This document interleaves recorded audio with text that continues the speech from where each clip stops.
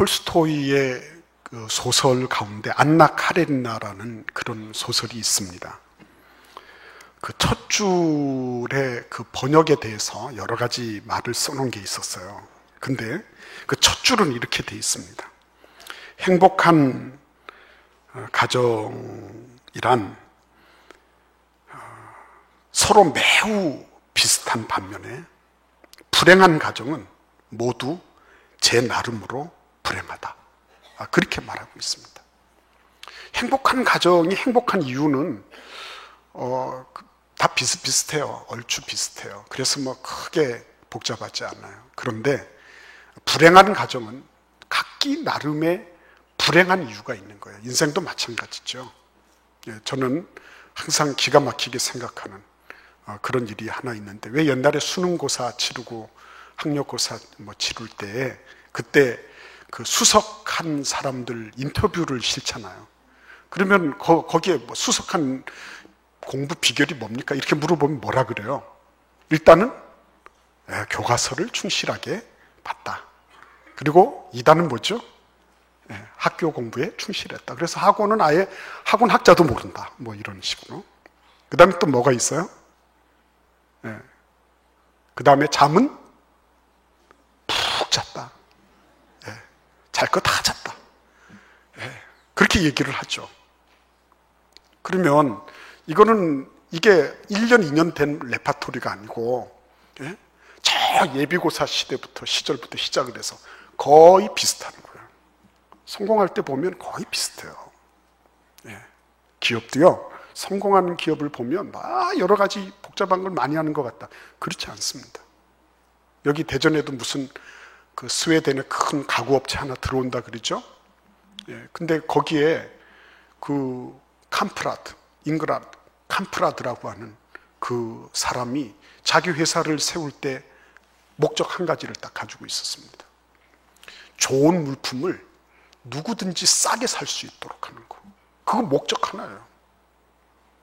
기업이 잘 될 때 보면요, 많이 복잡한 거를 다 잘할 것 같지만은 목적 하나가 분명하면 잘 되는 거예요.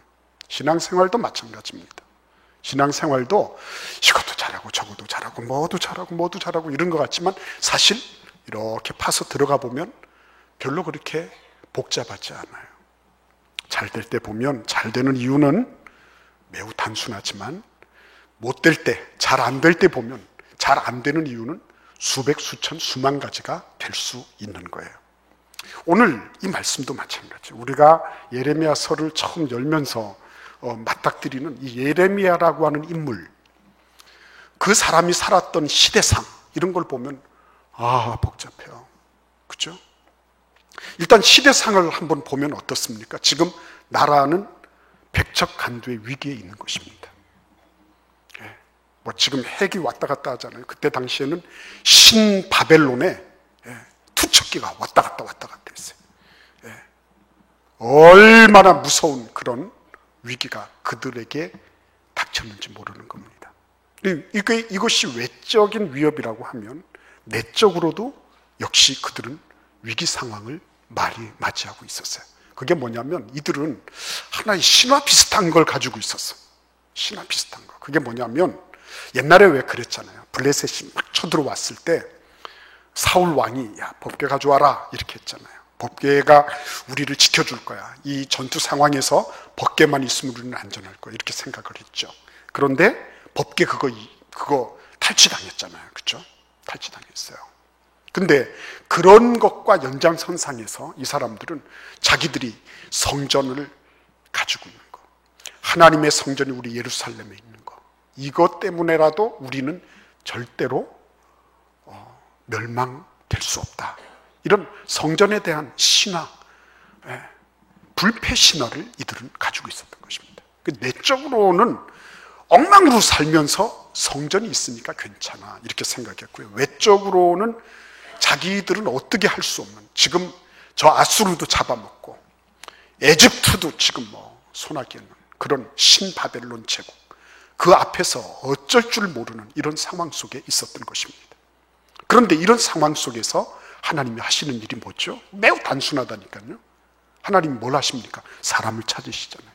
에덴 동산에서부터 하나님이 사람을 찾으셨는데 예수님께서는 갈릴리 바다에서 사람을 찾으셨어요.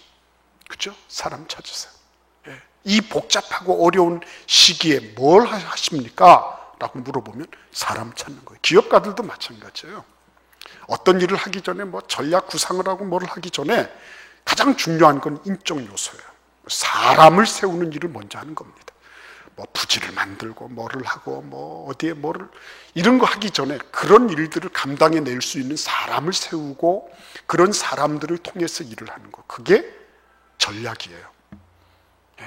근데 오늘 하나님께서 어떻게 하세요? 아나돗이라고 하는 곳에 있는 선지자 실기야의 아들 예레미야를 부르시는 것입니다. 이 사람을 불러서, 그래서 하나님 뭘 하시는 거예요? 지금 말씀하시는 것입니다. 말씀하시는 거예요. 이것도 참 비슷해요. 그죠? 하나님이 아브라함에게 말씀하신 것처럼, 하나님이 모세에게 말씀하신 것처럼 지금 예레미야에게 말씀하시네요. 그죠? 그리고 지금 우리에게도 말씀하기를 원하고 계신 것입니다. 근데 이 사람 예레미야는 어떤 사람이에요? 어떤 사람이죠? 일단은 아나돗이라고 하는 곳을 살펴볼 필요가 있습니다. 이곳은 베냐민 지파 안에 있는 레위 사람들의 성읍입니다. 레위인들이 제사장 민족들이 그곳에, 제사장 족속들이 그곳에 가서 사는 그런 성읍이에요. 근데 이 레위 성읍, 베냐민에 있는 레위 성읍은 옛날부터 약간의 오명이 있었어요. 그것은 패족이 돼버린 아비아달의 후손이 살고 있는 곳이다 라는 그런 루머가 있는 것입니다. 그러니까 이 사람도 역시 어떤 사람이에요? 그 후손일 가능성이 많은 것입니다. 하나님께서 그를 부르셔서 내가 너를 세웠다 이렇게 말씀하실 때 예레미야는 아닙니다, 나는 아이예요 이렇게 말해요. 나는 말할 줄을 모릅니다. 다 큰 어른이 무슨 말을 할 줄 몰라요. 그만큼 이 사람은 컴플렉스, 열등의식을 가지고 있었던 사람이에요. 그러니까 똑같은 세상을 살더라도 이렇게 막 위축되어 있죠. 막 이렇게 안 돼, 이건 아니야 막 이러면서 스스로 이렇게 위축되는 그러한 삶을 살아갔던 인물이라는 것을 우리는 알 수 있는 것입니다. 하나님께서 너는 그들 때문에 두려워하지 마라 8절에서 그렇게 말씀하시죠. 근데 그렇게 말씀하시는 이유는 뭐예요? 그에게 두려움이 있었습니다. 열등의식과 두려움은 같이 가는 거죠. 왜 두려워했을까요? 자기가 알고 있는, 자기가 신앙하고 있는, 제사장으로서 자기가 신뢰하고 있는 그 하나님이 현실적으로 보면 너무 무기력한 것처럼 보이는 거예요. 현실적으로 보면 자기는 현실하고 이렇게 맞닥뜨리는 것이 너무 두려운 거예요. 차라리 땅을 파고 혼자서 들어가 있든지 이랬으면 좋겠는데 그러지도 못하고. 그러니까 지금 예레미야가 만나고 있는 이런 사회적인 현실을 볼 때 말기적인 현실, 말기적인 상황, 이런 상황에 대해서 자기가 가지고 있는 신앙은 어떻게 작동하지 못하고 있는 그런 아주 이율배반적이고 모순적인 삶을 그가 지금 살아가고 있는 모습을 우리에게 보여주고 있는 것입니다. 그런데 여러분, 이러한 예레미야를 하나님이 만나주시는 거예요. 오늘 이 자리에 나오신 분들 한 분 한 분을 하나님은 그냥 예사롭게 보지 않으십니다. 여러분들의 현재가 어떻든지, 과거가 어떻든지, 앞으로 미래에 대한 전망이 어떻든지 하나님은 전체를 보고 계신 거죠. 전체를. 그래서 여러분들이 여러분 스스로도 여러분 자신에 대해서 점수를 많이 매기지 않는다 할지라도 하나님은 그렇게 보지 않으시는 거죠. 정현종 시인이 바람은 아마 그 부서지기 쉬운 마음을 더듬어 볼 수 있을 것이다. 그렇다면 그런 마음을, 그런 그 바람과 같은 그런 이렇게 확 휘두르면서 이렇게 보듬어 줄 수 있는 그런 마음을 내가 흉내낸다면, 그러면 그 사람에게 있어서 진짜 환대가 될 것이다. 정말 그런 환영은 있을 수 없을 거다. 이렇게 노래했어요. 그러나 하나님은 그 정도가 아니었죠. 그죠? 하나님은 그냥 알아주신 정도가 아니었습니다. 오늘 우리는 예레미야에게 하나님께서 하신 일을 몇 가지를 살펴보고자 하는 것입니다. 맨 먼저 하신 일이 뭐죠? 오늘 2절과 3절 말씀, 4절 말씀에 보시면 계속해서 여호와의 말씀이 예레미야에게 임하니라 이렇게 계속 말씀하고 있습니다. 하나님은 뭐라고 계시죠? 말씀해 주시는 거예요. 말씀해 주시는 거예요. 똑같아요. 여러분, 어렵지 않습니다. 복잡하지 않습니다. 내가 하나님을 더 많이 알고 싶다고요? 하나님을 경험하고 싶다고요? 나에게 왜 그런 일이 일어나지 않느냐고요? 하나님의 음성에 귀 기울이는 훈련이 필요한 것입니다. 그 훈련 어떻게 받는지 알아보겠습니다. 거기 2절과 3절을 보시면 뭐라 그랬죠? 베냐민 땅 아나도스의 제사장들 중 hilki야의 아들 예레미야의 말이라 아몬의 아들 유다 왕 요시야가 다스린 지 13년에 여호와의 말씀이 예레미야에게 임하였고 사로잡혀, 저 3절에 보시면 사로잡혀 가기까지 임하니라 이렇게 말하고 있는 것입니다. 자기가 뭐 예레미야에게 임하였고 이렇게 얘기하다가 4절에 보시면 내게 임하니라. 어조가 확 달라지는 거죠. 그전에는 어떤 거예요? 언제까지? BC 한 627년에서 한 580년까지 한 47년 동안 예레미야가 사역을 했다. 뭐 그 객관적인 것들을 얘기하는 거예요. 객관적인 것들을. 그러다가 4절에 가니까 여호와의 말씀이 어떻게 했다고요? 내게 임하니라. 달라지는 것입니다. 예레미야의 말이 내게 임하니라. 객관적으로는 다 진술할 수 있어요. 언제부터 언제까지 교회를 다니고 그 사람이 뭐 무슨 일을 했고 뭐 성경에는 뭐가 나와 있고 이런 성경적인 지식들을 객관적으로는 우리가 많이 읊어댈 수 있어요. 그런데 이 객관적으로 2절과 3절까지의 말씀에 머무르기 때문에 문제가 생기는 거죠. 그렇죠? 많은 제사장들이 그렇게 했을 거예요. 동시대를 살아갔던 우리에게 예루살렘 성전이 있으니까 우리는 끄떡없어. 내가 교회에 다니고 있으니까 괜찮을 거야. 나는 나름으로 이런저런 일을 하고 있으니까 그러니까 아마도 하나님이 이런 것들을 면제해 주실 거야 라는 그런 생각들이 있죠. 그런 객관적인 것들, 이런 것들에서 머물러 있는 것이 아니었어요. 하나님의 말씀을 받는다는 것은 4절을 의미하는 것입니다. 4절을 우리 같이 한번 읽어볼까요? 여호와의 말씀이 누구에게 임하니라? 내게 임하니라. 여호와의 말씀이 내게 임하는 거예요. 나에게 임하는 것입니다. 나에게 주시는 말씀이에요. 나에게 주시는 말씀. 그 누구에게 객관적으로 진술된 음파가 돼서 이렇게 날아가 버리고 증발돼 버리는 그런 음성이 아니라 나에게 주시는 말씀, 그 말씀을 예레미야가 받았다고 진술하는 거예요. 객관적인 그런 것에서 주관적으로 확 바뀌는 겁니다. 객관적으로 내가 어느 교회 어디를 다니고 뭘 하고 그건 얼마든지 좋은 거예요. 그러나 그 가운데서 진짜 나에게 주시는 하나님의 음성이 있느냐, 나에게 주시는 그 주관적인 그 말씀, 나를 향하신 하나님의 음성이 나에게 와서 화살처럼 꼽힌 적이 있느냐, 이거는 다른 거예요. 여러분, 100만 년을 교회 다니면 뭐합니까? 나에게 주시는 말씀이 없는데, 나에게 주시는 말씀이 없는데 그게 헛바퀴 도는 것과 마찬가지지. 다른 사람들은 다 은혜 누린다고 하는데 나는 마음이 헛헛한 거예요. 나는 공허한 것입니다. 나는 왜 그렇게 쓸쓸한지 모르겠어요. 여러분, 그거 얼마나 서글픈 일입니까? 그래서 여러분, 하나님의 말씀을 받는다는 것은 하나님께서 나에게 주시는 말씀을, 그것을 내 것으로, 그것을 그렇게 수용해내고 받아낼 수 있는 것을 의미하는 거예요. 우리 같이 한번 읽어보도록 하겠습니다. 5절을 같이 읽겠습니다. 내가 너를 모태에 짓기 전에 너를 알았고 내가 배에서 나오기 전에 너를 성별하였고 너를 여러 나라의 선지자로 세웠노라 하시기로. 하나님께서 그렇게 말씀하셨어요. 그러니까 예레미야는 엄청 깜짝 놀라는 거죠. 그죠? 깜놀. 너무 놀래버렸어요. 너무 놀래가지고 엄격결에 나온 말이 6절이었습니다. 같이 읽겠습니다. 내가 이르되 슬프도소이다. 주 여호와여 보소서 나는 아이라 말할 줄을 알지 못하나이다. 하나님, 아니에요. 나는 아닌 것 같아요. 내가 지금까지 살아온 걸 보니까 무슨 선지자로 세우셨다는데 나는 말도 제대로 할 수가 없어요. 나는 자기 표현력이 없는 사람이에요.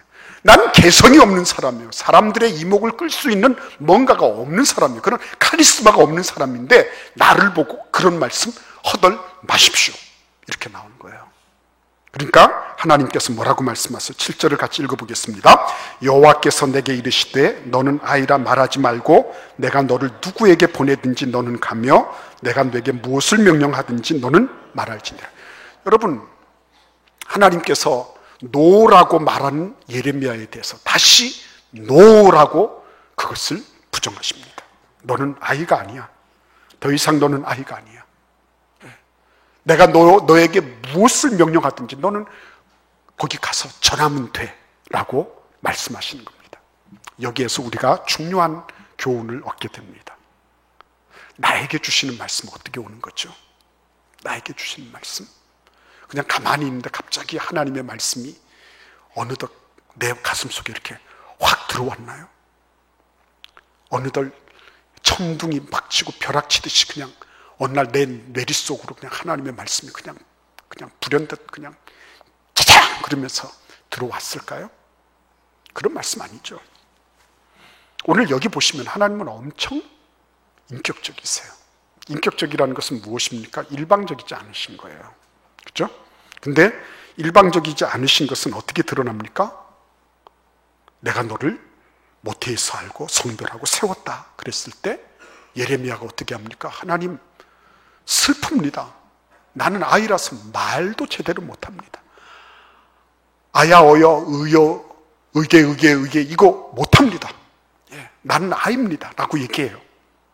그러면서 뭐가 이루어지고 있어요? 지금 하나님하고 대화가 이루어지고 있어요.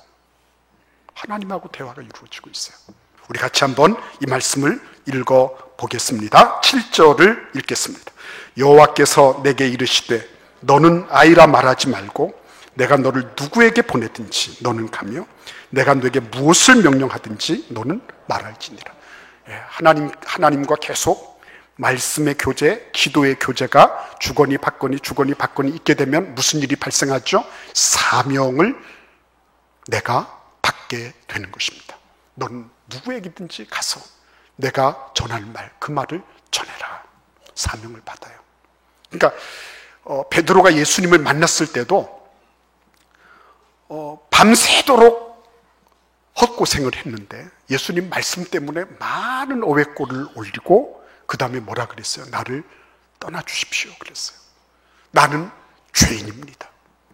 나는 예수님하고 함께 할 수 있는 존재가 못 됩니다. 그랬을 때 예수께서 뭐라 하셨어요? 너는 가서 사람을 취해라. 사명을 주셨어요. 그렇죠? 끊임없는 교제, 끊임없는 대화가 있으면 그 다음에는 하나님은 그냥 너는 나하고 그냥 대화만 하는 존재로 끝나라가 아니라 그에게 사명을 주시더라고요. 사명을 주세요. 목숨 걸만한 사명, 목숨을 걸어도 아깝지 않은 사명. 행복한 사람이에요. 그 사람. 이 지구상에서요, 돈이 많다고 해서 행복한 게 아니고 권력을 많이 쥐었다고 해서 행복한 게 아니에요.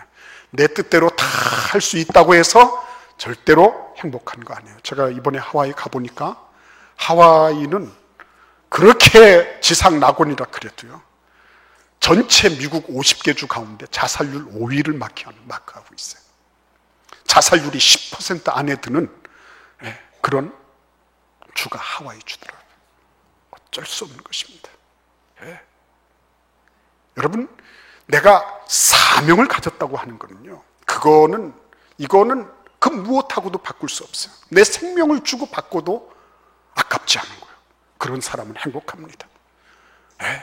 있어도 없어도 행복해요. 그런 사람은요, 너 죽는다 그러면은 내가 그 사명을 감당하고 죽으면 난 그건 영광이다 이렇게 얘기할 수 있는 사람이에요. 목숨 걸 만한 일이 없어서 불행한 거예요. 인생은 내가 목숨 걸 만한 사명이 없어서, 그래서 그 사람이 참 힘들고 어렵게 사는 거죠. 목숨 걸 일이 있으면 그런 이들은 절대로 엉뚱한 생각을 할 수가 없어요. 하나님은 그에게 목숨 걸 만한 사명을 주십니다. 앞으로 이것 때문에 얼마나 고생을 하게 될지 몰라요. 그런데 하나님하고 계속적인 교제를 통해서 진짜 소망이 넘치는 진짜 중요한 사명을 얻게 되었습니다. 하나님은 그렇게 해서 예레미야를 이끌어 가시는 겁니다. 근데 우리 같이 한번 8절을 읽어보겠습니다. 너는 그들 때문에 두려워하지 말라. 내가 너와 함께하여 너를 구원하리라. 나 여호와의 말이니라. 아멘. 하나님은 사명만 주시는 게 아니라 뭐도 주시죠? 보장도 해주시는 거예요. 너는 가서 모든 민족을 제자로 삼아라 해놓으시고 어떻게 보장하십니까? 내가 너와 항상 함께 있으리라 보장해 주시는 거예요. 네. 절대로 너 혼자 가서 열심히 해 이렇게 하지 않으세요. 하나님은 우리가 그 사명을 감당하고자 할 때 그때 내가 너를 구원하리라. 네가 무슨 일을 당하든지 내가 너를 구원하리라 보장해 주시면서 우리 같이 한번 9절도 읽어보겠습니다. 여호와께서 그의 손을 내밀어 내 입에 대시며 여호와께서 내게 이르시되 보라 내가 내 말을 내 입에 두었노라. 아멘. 이제 어떻게 됐어요? 예레미야의 입술이 어떻게 된 거죠? 하나님의 말씀을 머금은 그의 말에 하나님의 말씀이 덧입혀진 그런 일들이 발생하게 된 것입니다.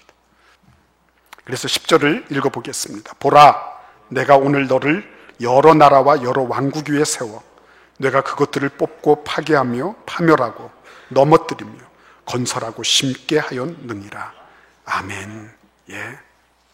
여러분 결국 하나님께서 사람을 만나셔서 말씀하시고 그와 더불어서 계속 대화를 나누시고 그래서 사명을 주시면서 딱 보장해 주셨잖아요. 그죠? 그 다음에는 뭐라고 말씀하십니까? 너의 현실을 보면 네가 해야 될 일이 너무 많다. 뽑고 파괴하며 파멸하고 넘어뜨려야 될 일이 너무 많다. 이 패역한 세대를 향해서 해야 될 일이 너무 많다. 너의 현실은 결코 낙관적이지 않다. 너의 현실은 결코 녹록지 않다. 그러나 건설하고 심게 하였느니라. 너의 미래는 어때요? 낙관적이다. 예, 진짜 말 그대로 건설적이다. 예, 말 그대로 희망차다. 예, 말 그대로 너는 건설할 뿐만 아니라 심어서 다음 세대 그 다음 세대를 계속 이어가게 될 중요한 치 노릇을 하게 될 것이다. 이렇게 말씀하시는 겁니다. 우리 기독신앙이 원래 그런 것입니다. 현실은 보면 막막해요. 이거 어떻게 감당해야 되지? 예? 어떻게 보면 비관적이라고 할 수 있는 일들이 많아요. 근데 미래를 내다보면 그러면 어떻게 하고 계세요? 하나님께서 예레미야의 입에 그의 말씀을 넣어주셔서 그 말씀을 통해서 이 모든 일을 하게 하신 것처럼 우리가 우리 자신만으로 하는 게 아니에요. 미래는 뭐예요? 건설하고 심게 되는 일이 있다고 말씀하시는 것입니다. 여러분 오늘 하나님 앞에 이 예배를 마치고 나가면서 내 눈앞에 있는 현실적인 비관적인 그런 것만 보지 마세요. 하나님 내 입술에 하나님의 말씀이 덧입혀져서 예레미야처럼 그러나 이 모든 것들을 파멸하고 파괴하고 넘어뜨리지만 그러나 건설하고 심는 그런 은혜도 누리게 해주세요. 이게 하나님의 약속이에요. 여러분 믿음대로 될지어다. 기도하겠습니다.